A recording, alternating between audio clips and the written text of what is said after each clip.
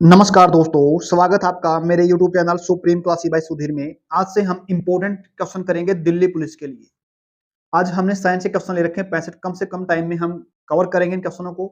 फिर उसके बाद पॉलिटी के, हिस्ट्री के, ज्योग्राफी के काफी इंपॉर्टेंट जो क्वेश्चन है बार बार एग्जाम के अंदर आते हैं, उन सभी क्वेश्चनों को करेंगे। आज की हमारी टेस्ट प्रैक्टिस का पहला क्वेश्चन है हमारा, काफी इंपॉर्टेंट है। साइंस के आज के क्वेश्चन ले रखे हमने, इंपॉर्टेंट क्वेश्चन है, बड़े ध्यान से देखना। आवाज की माप का मात्रक क्या होता है? आवाज को किसमें मापते हैं? डेसिबल के अंदर, हर्ट्ज के अंदर, या एम्पलीफायर के अंदर, एकॉस्टिक्स के अंदर। तो इसका जो सही आंसर है ना, ये रहेगा जी डेसिबल के अंदर। ध्वनि को ना, आवाज को, क्या बोला मैंने? आवाज को किस मापते हैं? हमें डेसिबल के अंदर मापते हैं। नेक्स्ट क्वेश्चन देखो, बिजली के बल्ब का जो फिलामेंट होता है वो किसका बना होता है? मैग्नीशियम का, लेड का, टिन का, या टंगस्टन का? देखो, बहुत बार पेपर के अंदर आता है।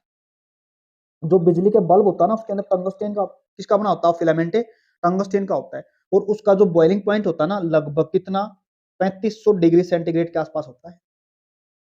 नेक्स्ट क्वेश्चन देखो, थर्ड क्वेश्चन है, जब बल्ब के अंदर का तंतु टूट जाता है, बल्ब की बात करिए, अब क्या होता है? इसके अंदर फिलामेंट होता है जो टंगस्टन का बना होता है।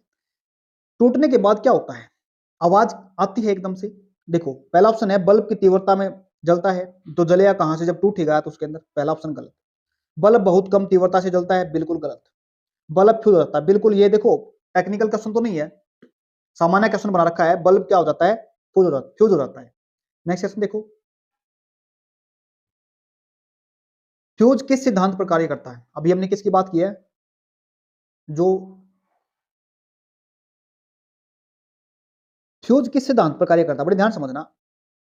विद्युत के यांत्रिक प्रभाव पे, या फिर विद्युत के चुंबकीय प्रभाव से, या विद्युत के रासायनिक प्रभाव से, या विद्युत के ऊष्मीय। जो फ्यूज की बात करते हैं ना, जो हमारा क्या होता है, फ्यूज होता है, किस पे काम करता है? विद्युत के ऊष्मीय प्रभाव पे। अगर ऊष्मीय प्रभाव जितना ज्यादा बढ़ेगा ना, ये जो फ्यूज होता है ना, ये टूट जाता है। ये हमारा जो कनेक्शन होता है ना फ्यूज का, ये हमारा जितने भी उपकरण होते हैं हमारे, जैसे फ्रिज हो गया, पंखा होगा, जितने भी उपकरण होते हैं ना, इस फ्यूज को ना हमेशा उनसे कम मेल्टिंग पॉइंट होता है, इनसे सभी से मेल्टिंग पॉइंट। क्योंकि अगर एकदम से ज्यादा लाइट आ जाती है, इलेक्ट्रिसिटी ज्यादा आ जाती है, तो ये पहले क्या होता है? फ्यूज हो जाता है। अगर ये फ्यूज नहीं होगा ना, तो हमारे जितने भी उपकरण है ना अंदर लगे हुए, सारे के सारे क्या कर देगा? फ्यूज कर देगा। जो ज्यादा ओवर हो जाएगी, लाइट क्या हो जाएगी? ज्यादा हो जाएगी। ज्यादा होने के कारण क्या है?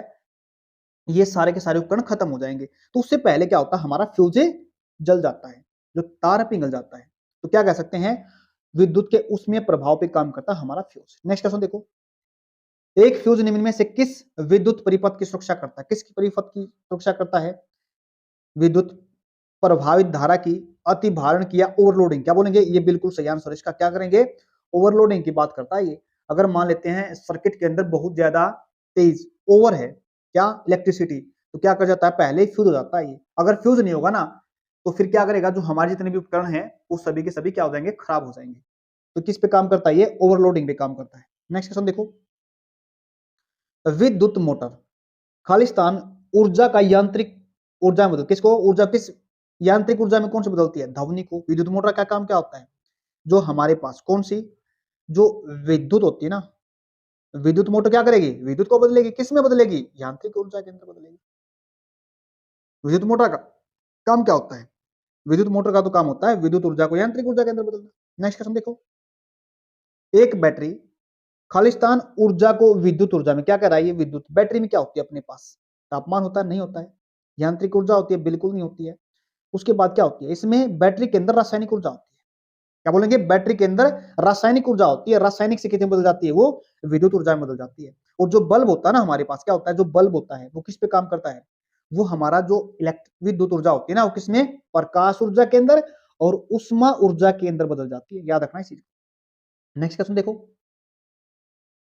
लेंस का काफी इंपोर्टेंट क्वेश्चन है। लेंस का एसआई मात्रक क्या होता है? लेंस का एसआई मात्रक होता है डायोप्टर। क्या होता है उसका? डायोप्टर होता है। नेक्स्ट क्वेश्चन अपने पास, निम्न में से कौन अन्य तीन की तुलना में सूर्य के प्रकाश को अत्यधिक परावर्तित करता है? परावर्तित का मतलब रिफ्लेक्ट कर देता है। देखो, रेत का रेगिस्तान करता है, ताजे हिमपात से ढकी हुई भूमि करती है, भूमि मैदानी भूमि करती है, धान की फसल की भूमि करती है। देखो, बड़े ध्यान से देखना इस क्वेश्चन को। ये किसकी बात कर रहा है? जो हमारे पास प्रकाश आता है ना धरती के ऊपर, उसमें ज्यादा जो प्रकाश को रिफ्लेक्ट करता है, जो प्रकाश को परावर्तित करता है, वो सिर्फ और सिर्फ कौन करता है? ताजे हिमपात से ढकी हुई भूमि करती है। नेक्स्ट क्वेश्चन देखो, एक पिंड तभी ध्वनि उत्पन्न करता है जब ध्वनि उत्पन्न करने के लिए क्या चाहिए? इस्पात से बना होना बिल्कुल भी जरूरी नहीं है। खोखली लकड़ी का होना बिल्कुल भी जरूरी नहीं है। तार से बने होना नहीं है। कंपन, उसके कोई भी चीज जब कंपन करती है ना, क्या बोला मैंने, कोई भी चीज जब कंपन करेगी ना तो अभी उससे क्या होगा, ध्वनि उत्पन्न कर सकती है। इसका आंसर क्या रहेगा? डी आंसर रहेगा। नेक्स्ट क्वेश्चन देखो, आवर्ती का एसआई मात्रक, काफी इंपोर्टेंट क्वेश्चन सीधा पेपर के अंदर आता है। क्या बोलेंगे? आवर्ती का एसआई मात्रक क्या होता है? हर्ट्ज होता है। क्या बोलेंगे? हर्ट्ज होते हैं। नेक्स्ट क्वेश्चन है अपने पास, प्रकाश की दिशा में होने वाले परिवर्तन की घटना जब वह एक माध्यम से अन्य माध्यम में क्या बोलेंगे? एक माध्यम से अन्य माध्यम में माध्यम हो गए अपने पास दो, दो माध्यम मान लेते हैं। जैसे हमने यहाँ पे मान लिया, यहाँ पे मान जल मान लेते हैं, यहाँ पे कोई दूसरा माध्यम मान लेते हैं। तो एक माध्यम से दूसरे माध्यम में जब गुजरता है ना तो उसको क्या बोलते हैं? उसको बोलते हैं अपवर्तन। क्या बोलेंगे? उसको अपवर्तन कहते हैं। जब माध्यम आपका सेम ही रहेगा तो उसको परावर्तन कहते हैं। नेक्स्ट क्वेश्चन देखिए, श्वेत प्रकाश के अन्य के अपने घटक रंगों में बिखरता है कितने? उसको क्या बोलते हैं? जब प्रकाश, श्वेत प्रकाश बोला मैंने, याद रखना इसको। श्वेत प्रकाश कितने भागों के अंदर बिखरता है? ये बिखरता 7 भागों के अंदर। और उसको क्या बोलते हैं? उसको बोलते हैं वर्ण विक्षेपण कहा जाता है। क्या बोलेंगे? उसको वर्ण विक्षेपण कहा जाता है। नेक्स्ट क्वेश्चन अपने पास, पृथ्वी की वायुमंडल की अनुपस्थिति में जो आकाश का रंग कैसा प्रतीत होगा? तो वो हमारा कैसा होगा? पता होगा आपको इसका? तो काला प्रतीत होगा। जो नीला रंग दिखता है ना, क्या बोलेंगे? नीला रंग दिखता है। धरती पे कितना पानी है? 71, लगभग 70 या 71% क्या माना जाता है? पानी माना जाता है। ये रिफ्लेक्ट हो जाता है। रिफ्लेक्शन के कारण ही क्या करते हैं, जो अपना नीला रंग दिखाई देता है अपने आकाश का। बट अगर वहां पे वातावरण नहीं है तो क्या क्या कहेंगे हम? अगर वातावरण नहीं है तो वहां पे रंग कैसे दिखाएगा? काला दिखाएगा। नेक्स्ट क्वेश्चन अपने पास, निम्नलिखित में से कौन सा रंग प्राथमिक रंग नहीं है? बड़े ध्यान सुना इस क्वेश्चन को। प्राथमिक हम पढ़ते ना लाल नीला हरा, लेकिन उसमें अब हरा रंग नहीं है। तो उसमें है नीला अपने पास, लाल है और पीला है, लेकिन अपने पास अब कलर नहीं है। देखो ऑप्शन में इसमें तो क्वेश्चन अपने पास नारंगी है, नारंगी रंग नहीं है अपने पास प्राथमिक, लेकिन अब हमारे पास हरा भी नहीं है। क्या बोला मैंने? हरा रंग भी अपने पास प्राथमिक रंग नहीं है, उसको ऐड कर दिया पीला। लेकिन इस क्वेश्चन का आंसर क्या रहेगा? नारंगी रहेगा। नेक्स्ट क्वेश्चन देखो, चश्मे बनाने के लिए किस कांच का प्रयोग किया जाता है? क्वेश्चन सीधा जाता है, वो होता है क्रुक्लेन कांच। कौन सा होता है? क्रुक कांच होता है। नेक्स्ट देखो, आंख में प्रवेश करने वाले प्रकाश को किसके द्वारा नियंत्रित किया जाता है? जब आंख में प्रकाश प्रवेश होता है तो किसके द्वारा नियंत्रित किया जाता है? आइरिस के द्वारा, कॉर्निया के द्वारा, प्यूपिल्स के द्वारा, या फिर रेटिना के द्वारा? जो इसका सही आंसर रहेगा ये रहेगा, आइरिस के द्वारा नियंत्रित किया जाता है। और जो हमारा इमेज बनता है ना, वो कहाँ बनता है? वो बनता है रेटिना पे। याद रखना इस क्वेश्चन को। आगे देखो, सूर्य द्वारा उत्सर्जित प्रकाश का रंग कैसा होता है? सूर्य जो प्रकाश छोड़ता है ना, उत्सर्जित करता है, वो कैसा होता है? आपका सफेद होता है। और पीछे पढ़ा हमने, सफेद रंग ही अपने पास कितने भागों के अंदर? 7 भागों के अंदर क्या होता है? विभाजित होता है। उससे को क्या बोला था हमने? वर्ण विक्षेपण कहा था। नेक्स्ट देखो, खालिस्तान दर्पण कारों की हेडलाइट में प्रयोग होता है। कारों की जो हेडलाइट होती है उसमें क्या होता है? अवतल लेंस होता है। क्या होता है आपके पास? अवतल लेंस का प्रयोग किया जाता है उसके अंदर। नेक्स्ट अपने पास, किसी आंख, कान, नाक तथा गले का निरीक्षण करने के लिए डॉक्टर द्वारा जो दर्पण का ये यूज किया जाता है उसको क्या बोलते हैं? वो होता है आपका अवतल दर्पण यूज किया जाता है। नेक्स्ट है, प्रकाशीय ऑप्टिकल फाइबर में सिग्नल कैसे प्रेषित होते हैं? सीधी रेखा में पथ, घुमावदार होते हैं, या फिर संपूर्ण आंतरिक परावर्तन के कारण? देखो, अगर मान लेते हैं क्या, जो प्रकाशीय फाइबर की बात करते हैं, ऑप्टिकल फाइबर की बात करते हैं, उसमें सिग्नल चलते हैं किसके कारण? संपूर्ण आंतरिक परावर्तन के कारण, जिसको क्या बोलते हैं? टोटल इंटरनल रिफ्लेक्शन बोलते हैं। क्या बोलेंगे? टोटल इंटरनल रिफ्लेक्शन बोलते हैं। एग्जाम के अंदर हो सकता है TIR की फुल फॉर्म दे दे, तो फुल फॉर्म आप लिख सकते हो, टोटल इंटरनल रिफ्लेक्शन इसका फुल फॉर्म रहेगा। नेक्स्ट क्वेश्चन देखो, सूर्य द्वारा उत्सर्जित प्रकाश का रंग कैसा होता है? श्वेत होता है। रिपीट होगा शायद क्वेश्चन ये। नेक्स्ट देखो, यदि खालिस्तान समान है तो दो निकाय तापीय संतुलन में है। तापीय संतुलन का मतलब होता है टेम्परेचर क्या रहेगा दोनों के अंदर? इक्विलिब्रियम। कब रहेगा? जब दोनों का क्या समान रहेगा? तापमान, द्रव्यमान, ऊष्मा की मात्रा या फिर वेग। जब तापमान दोनों का समान होगा ना तो क्या बोलेंगे? उसको तापीय संतुलन कहा जाएगा। एक और चीज समझते हैं, अपने पास दो बॉडी है ए और बी, इनमें जब तक, और एक चीज और देखना, जो आपकी हॉट बॉडी होती है ना, गर्म बॉडी होती है, हॉट बॉडी से, ये मान लेते ए अपने पास हॉट बॉडी है, हॉट बॉडी से, और ये क्या है? ये आपकी कूल बॉडी है, यानी ठंडा है। हमेशा जो तापमान है ना चलता है वो कहाँ चलता है, ये हॉट बॉडी से जो कूल बॉडी चलती है उसी में चलता है। इसी कारण जब हम ठंड में कई बार देखा होगा, जब हम किसी लोहे पे या कहीं भी हाथ लगाते हैं ना वो हमारा ठंडा क्यों नजर आता है, क्योंकि हम जो तापमान होता है ना वो हमेशा ठंडे सॉरी गर्म से ठंडे की तरफ चलता है। उम्मीद करता हूँ समझ में आ गया। और क्या मैटर करता है उस पे, तापमान मैटर करता है। नेक्स्ट देखो, समुद्र सतह पर पानी का जो क्वथनांक होता है कितना होता है, ये तो सीधी सी बात है, 100 होता है। कितना होता है, 100 होता है। आगे देखो, नेक्स्ट क्वेश्चन है, सूर्य के बाद भी पृथ्वी की सतह के निकट वायु किस कारण उष्मा प्राप्त करती रहती है। देखो, जब सूर्य से हमारी पृथ्वी प्रकाश प्राप्त करती है, किसके माध्यम से, विकिरण के माध्यम से। बड़े ध्यान सुनाई, तो क्वेश्चन लेंगे, इसका अलग से आएगा क्वेश्चन। जो अपने पास आ गया ना, हम सोचते हैं कई बार जो हमारी पृथ्वी किसके कारण गर्म होती है, सूर्य के कारण गर्म, सूर्य के कारण गर्म होती है। ऐसा कुछ नहीं है। जो उष्मा ना प्राप्त करते हैं धरती, जो प्राप्त करने के बाद वो सोख लेती है, और सोखने के बाद जब सूर्य अस्त हो जाता है तो वहां से क्या करती है, वो उसको उत्सर्जित करती है। क्या करती है, उत्सर्जित करती है उस उष्मा को। और उसी उत्सर्जन के कारण जो वायु की, जो पृथ्वी की सतह है ना, सतह कहने के मतलब अक्षोमंडल जिसको हम बोल सकते हैं, वो क्या होता है, गर्म होता है। अब क्या कहेंगे, तो सतलीय विकिरण के कारण जो हमारा वायुमंडल होता है वो गर्म होता है, या फिर निकट की सतह बोल देते हैं, निकट की वायु बोल देते हैं, उसी कारण गर्म होता है।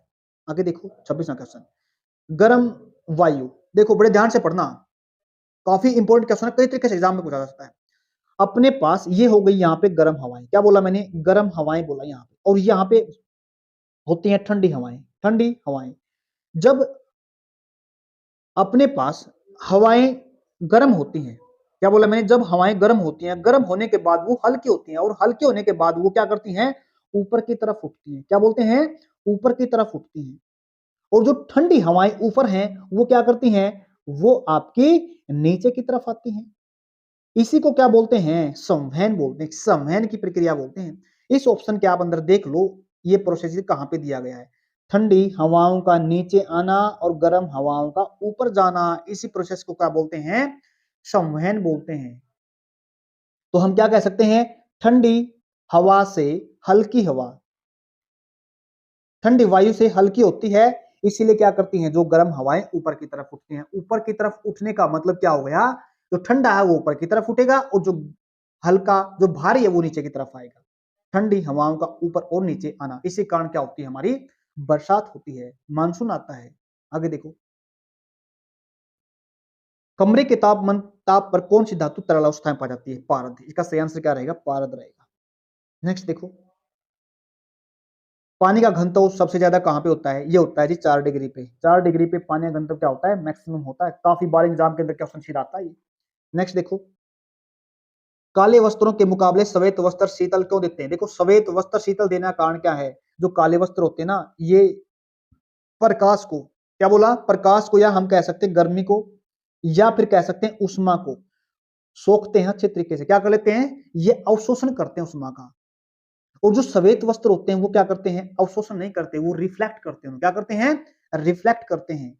इसलिए क्या करते हैं, वो हमारे को ठंडक देते हैं, रिफ्लेक्शन करते हैं, ये अवशोषित नहीं करते। ये अवशोषित कर, काले वस्त्र क्या करते हैं, अवशोषण।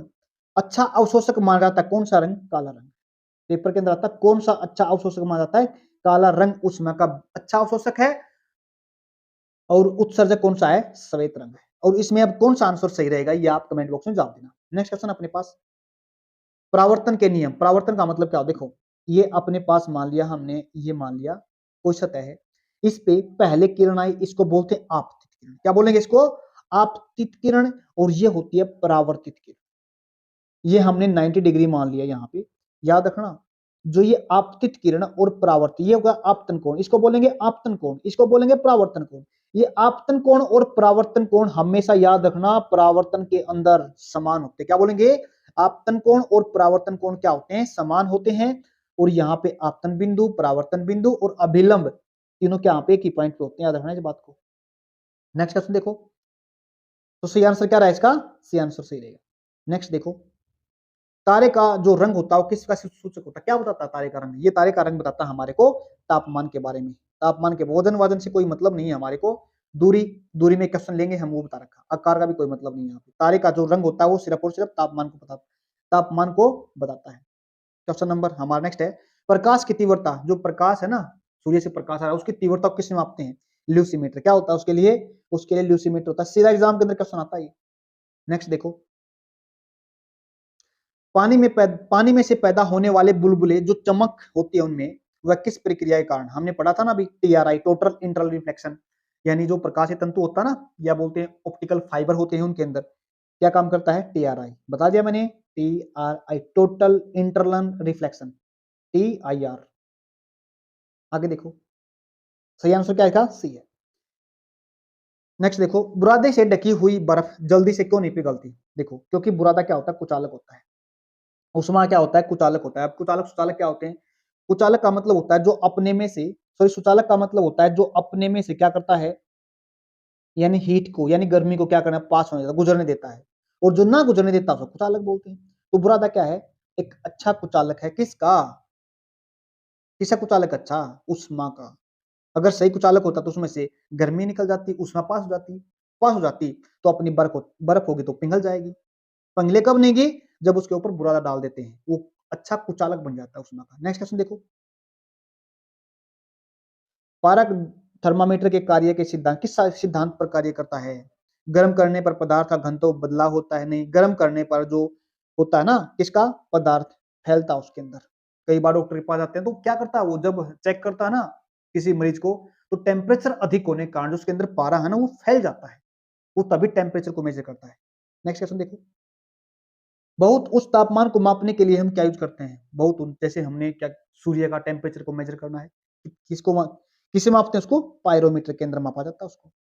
जो सूर्य के सतह का तापमान होता है ना, वो होता है 6000 डिग्री सेंटीग्रेड। क्या होता है? 6000 होता है। नेक्स्ट देखो, 36वां क्वेश्चन है, बहुत उच्च तापमान को मापने के लिए मैंने करवा दिया पायरोमीटर। 38वां क्वेश्चन अपने पास नेक्स्ट, रेफ्रिजरेटर में सामान्य किस शीतलक का कूलेंट का प्रयोग किया जाता है? फ्रीऑन गैस होती है उसके अंदर। काफी इंपोर्टेंट क्वेश्चन है ये। हमारे किसको नुकसान पहुंचाती है? जो हमारी ओजोन O3 है जिसका फॉर्मूला, उसको नुकसान पहुंचाती है हमारे पास। नेक्स्ट क्वेश्चन है, ऊर्जा सूर्य से पृथ्वी किस ओर प्राप्त यात्रा करती है? जो सूर्य सूर्य ऊर्जा होती है ना, ऊर्जा का मतलब हम हीट को मान लेते हैं, उष्मा को मान लेते हैं, वो पृथ्वी को किस प्रकार आती है, गमन करती है? वो करती है, अभी अभी एचएसएससी ने सीट जो एंटी ने एग्जाम लिया था ना, उसके अंदर ही पूछा गया था, किसमें लेती है वो? विकिरण के रूप में प्राप्त करती है अपने पास। और जो जितनी भी अपनी सॉलिड होते हैं ना, सॉलिड में किसमें करती है? चालन में करती है। और जो अपने पास लिक्विड बच गए, जैसे मैंने हवा का लिया था एग्जाम्पल अभी, वो किसमें होता है? उसमें संवहन होता है। जैसे मैंने बताया था ना, ठंडी गर्म हवाओं का ऊपर उठना, ठंडी हवाओं का नीचे आना, वो संवहन की प्रक्रिया, यानी गैसों के अंदर संवहन कैसे होता है? यानी ऊष्मा का चलन संवहन के द्वारा होता है। चालन किसमें होता है? सॉलिड में होता है। और जिसकी मीडियम की जरूरत नहीं होती वो विकिरण में होता है। आगे देखो, नेक्स्ट क्वेश्चन है, किस भू शतरणीय उपग्रह की ऊंचाई पृथ्वी की सतह से लगभग कितने किलोमीटर होती है? ये होती है लगभग 36,000 किलोमीटर होती है। नेक्स्ट देखो, 41वां क्वेश्चन अपने पास, बर्फ पर चलना कठिन होता है क्यों? क्योंकि वहां पे घर्षण होता है ना, क्या बोलेंगे? जो फ्रिक्शन फोर्स होता है, वहां पे फ्रिक्शन फोर्स नहीं होता। फ्रिक्शन फोर्स हमेशा याद रखना ये होगा घर्षण के भाव के कारण, वहां पे घर्षण नहीं है। और याद रखना जो घर्षण होता है ना, दो, क्या बोलेंगे? ये सतहों की अपोजिट यानी विपरीत दिशा में काम करता है। क्या बोला मैंने? ये सतह की विपरीत दिशा में काम करता है। एग्जाम के अंदर सीधा सा जा सकता है, ये बल दोनों की किस दिशा में कार्य करता है? हमेशा विपरीत दिशा में कार्य करता है। नेक्स्ट देखो, किए गए कार्य की दर को क्या बोलते हैं? शक्ति बोलते हैं। क्या बोलते हैं? किए गए कार्य की दर को क्या बोलते हैं? कार्य की दर को शक्ति बोलते हैं। और कार्य करने की अक्षमता होती है जी ऊर्जा। आगे देखो क्वेश्चन नेक्स्ट, 43वां क्वेश्चन है अपने पास, जब एक जहाज एक नदी से समुद्र के प्रवेश करता है तो इसका क्या प्रभाव पड़ता है? तो इसका प्रभाव पड़ता है वह नीचे की तरफ हो जाता है? नहीं होता। वह हिलने लगता है? नहीं। थोड़ा ऊपर उठ जाता है। इस क्या कारण होता है जब एक जहाज नदी के पानी से समुद्र में प्रवेश करता है तो वो ऊपर की तरफ उठता है? क्या कारण होता है? क्योंकि लवणता। किसके कारण होता है? वो लवणता के कारण होता है, ऊपर की तरफ उठता है। आगे देखो, निम्नलिखित में से कौन एक गुरुत्व स्थिति, क्या बोलेंगे? गुरुत्व स्थितिज ऊर्जा का उदाहरण है। चलती, देखो स्थिति का मतलब स्थिति के कारण, क्या बोलेंगे? स्थिति का मतलब स्थिति कारण, पोजीशन के कारण जो चेंज आता है। चलती हुई कार, जी बिल्कुल नहीं, क्योंकि इसमें तो गतिज ऊर्जा है। फेंकी गई गेंद का मारना गतिज ऊर्जा है। बांध पर स्थित पानी, बिल्कुल ये स्थितिज ऊर्जा है। क्या बोलेंगे इसमें? ये स्थितिज ऊर्जा है। बंदूक से चलाई गई गोली, ये भी गतिज ऊर्जा है। कौन सी बोलेंगे इसको? ये गतिज ऊर्जा। ये अपने पास स्थितिज ऊर्जा सिर्फ सी ऑप्शन के अंदर है। नेक्स्ट क्वेश्चन देखो, गतिज ऊर्जा किस पर निर्भर करती है? गतिज ऊर्जा गतिशील चलनशील पिंड के वेग पर, गतिशील पिंड के भार पर, या फिर गतिशील पिंड के दबाव पर, या फिर गतिशील पिंड के वेग तथा भार पर। बिल्कुल ये सही आंसर रहेगा, दोनों पे निर्भर करती है। उसके बाद नेक्स्ट क्वेश्चन है, जब लोहे में जंग लगता है, सामान्य सी बात है, जब लोहे में जंग लगता है ना, कोई चीज आती है इसके अंदर, हम सीखा करते जब पढ़ा कर टीचर, जब कोई चीज ग्रहण करता है ना तो उसका वेट हमेशा बढ़ता है। इसमें बढ़ता है तो कौन सा ऑप्शन सही रहेगा? बढ़ता है, जब जंग लगने पे बढ़ता है। एक चीज और देखना, वायु की उपस्थिति क्या होती है इसकी? वायु और आर्द्रता की उपस्थिति होती है इसके अंदर, आर्द्रता की उपस्थिति के कारण लोहे में जंग लगता है। नेक्स्ट क्वेश्चन देखो, दाब मापने के लिए का एसआई मात्रक क्या होता है? दाब किसमें मापते हैं हम? दाब मापते हैं पास्कल के अंदर। टेम्परेचर केल्विन के अंदर, एम्पियर इलेक्ट्रिसिटी को मापते हैं, ल्यूमिनस को मापते हैं, इंटेंसिटी को मापते हैं कैंडेला के। ल्यूमिनस इंटेंसिटी किसे हम मेजर करते हैं? कैंडेला के अंदर। नेक्स्ट क्वेश्चन देखो, वायु दाब को मापने का यंत्र क्या होता है? वायु दाब। अब दाब आ गया ना तो उसको मापते हैं बैरोमीटर के अंदर। एनीमोमीटर किस मापते हैं? हवा। आर्द्रता है हाइग्रोमीटर के अंदर, टेम्परेचर थर्मामीटर के अंदर। नेक्स्ट क्वेश्चन देखो, एक तरल में पृष्ठ तनाव का क्या कारण होता है? पृष्ठ तनाव किसे कारण होता है? देखो, अपने पास तरल मान लेते हैं, यहाँ पे पानी है, इसके कारण क्या है? पानी का हमने टब मान लिया, उसके अंदर क्या पानी है, इस पॉइंट तक पानी भरा हुआ है, और उसके जो अणु होते हैं उनके बीच में बल लगता है, वो अंदर की तरफ क्या करते हैं? एक दूसरे को खींचते हैं, और खींचने कौन सा बल होता है? उसमें अणुओं के बीच सहसंजक बल होता है, उसके कारण सहसंजक बल के कारण क्या होता है? पृष्ठ तनाव होता है। किसमें? तरल के अंदर। नेक्स्ट देखो, यदि एक बर्तन में तैरती हुई बर्फ पिघलती है, एक बर्तन मान लिया हमने, क्या माना हमने? बर्तन मान लिया, इसमें पानी का लेवल मान लिया यहां तक, और यहाँ पे क्या पड़ा इसका? ये पड़ा बर्फ का टुकड़ा।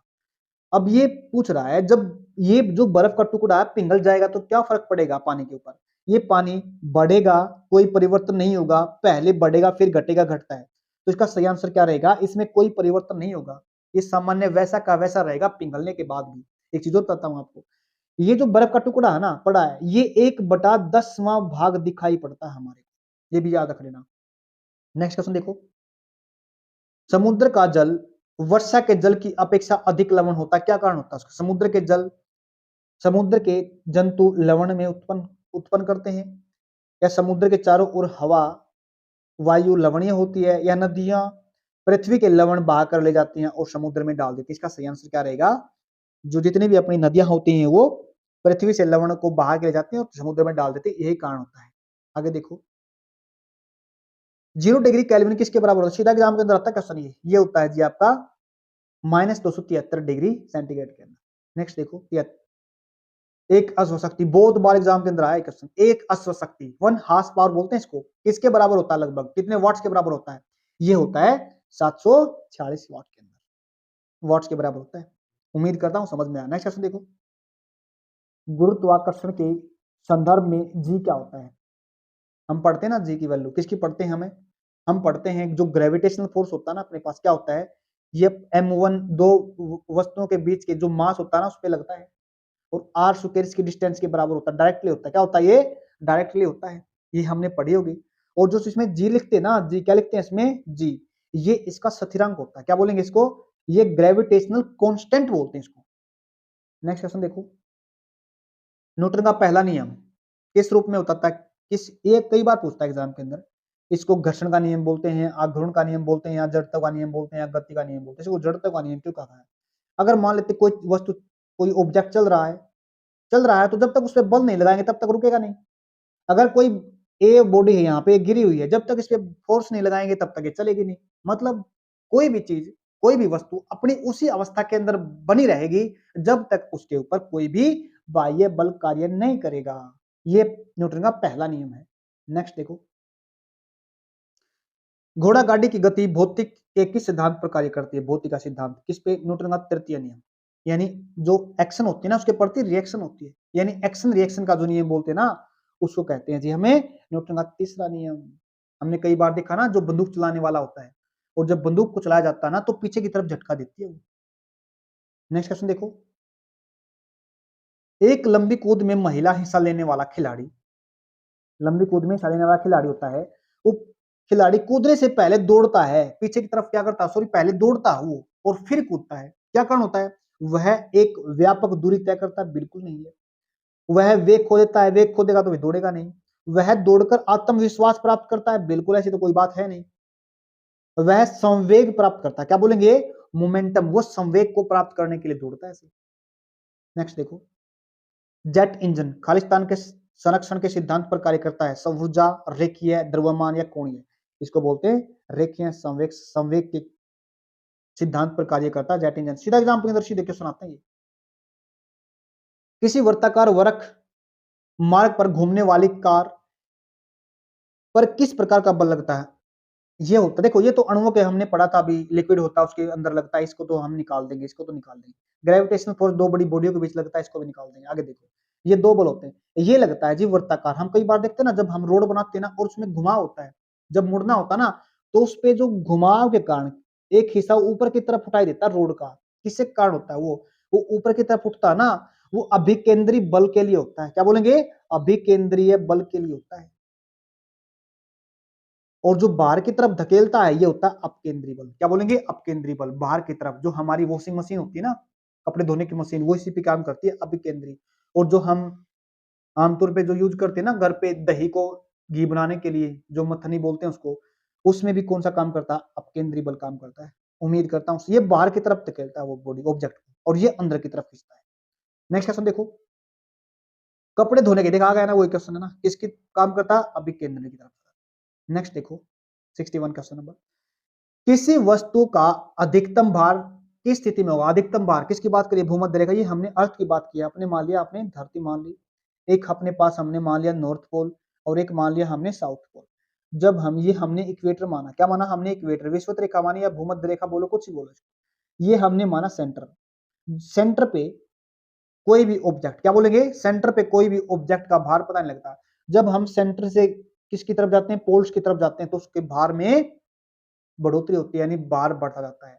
तो हम क्या कह सकते हैं? अधिकतम बार कहां पे होगा? पोल्स पे होगा अधिकतम बार। न्यूनतम बार यानी जी की वैल्यू क्या होती है? जी की वैल्यू भी आपकी ग्रेविटी, गुरुत्व का जो बल ज्यादा होता है ना, गुरुत्व का मान, वो कहां पे होता है? पोल्स पे ज्यादा होता है। नेक्स्ट क्वेश्चन देखो, पृथ्वी सूर्य के चारों ओर घूमती है, इस सिद्धांत का पेश करने वाला कौन था? क्या बोलेंगे? पृथ्वी सूर्य के चारों तरफ घूमती है, ये किसने बताया था? कोपरनिकस ने बताया था। नेक्स्ट देखो, निम्नलिखित में से किसने ग्रहों की गति, जो ग्रह होते हैं ना उनकी गति के बारे में किसने बताया था? ये बताया था जे केपलर ने, 3 ग्रह की जो गति के बारे में बताया था इसने। नेक्स्ट देखो, उस बल का नाम बताया जिससे पृथ्वी सभी वस्तुओं को अपनी ओर खींचती है। कोई भी वस्तु है जब पृथ्वी अपनी तरफ खींचती है तो सभी जो हैवी बॉडी होती है ना, बड़ी बड़ी भारी बॉडियां होती हैं, जैसे अपने पास धरती हो गई, चंद्रमा हो गया, सूर्य हो गया, जितने तारे, ये एक दूसरे को खींचते हैं ना अपनी तरफ। इनमें कौन सा बल होता है? धक्का कोई बल होता है थोड़ा, वायु दाब नहीं है, ये होता है ग्रेविटेशनल फोर्स। क्या होगा? Gravitational force. एक और चीज ध्यान रखना, जो ग्रेविटेशन का मान है ना, वो याद कर लेना, एग्जाम पे आ सकता है। नेक्स्ट क्वेश्चन देखो, पृथ्वी का अपना वायुमंडल है, क्यों है? किसके कारण है? इसी कारण है, गुरुत्वीय शक्ति के कारण है। अपने पास याद रखना, जिस पे गुरुत्वीय शक्ति नहीं है, अपने पास गुरुत्वाकर्षण बल नहीं है ना, तो क्या कर देता है? उसका कोई भी अपना वायुमंडल नहीं होता। याद रखना, अपने पास पृथ्वी का अपना वायुमंडल किसके कारण है? गुरुत्वाकर्षण बल के कारण होता है। उम्मीद करता हूं आज हमने 65 क्वेश्चन करे, काफी इंपॉर्टेंट क्वेश्चन करे। ऐसे क्वेश्चन लेके आएंगे हम पॉलिटी के, ज्योग्राफी के, हिस्ट्री के, बेहतरीन से बेहतरीन हम लगभग क्लास डालने की कोशिश करेंगे हर रोज आपके लिए। आज के लिए इतना ही। अगर अच्छी लगे वीडियो, लाइक शेयर सब्सक्राइब जरूर करना। आज के लिए इतना ही, धन्यवाद।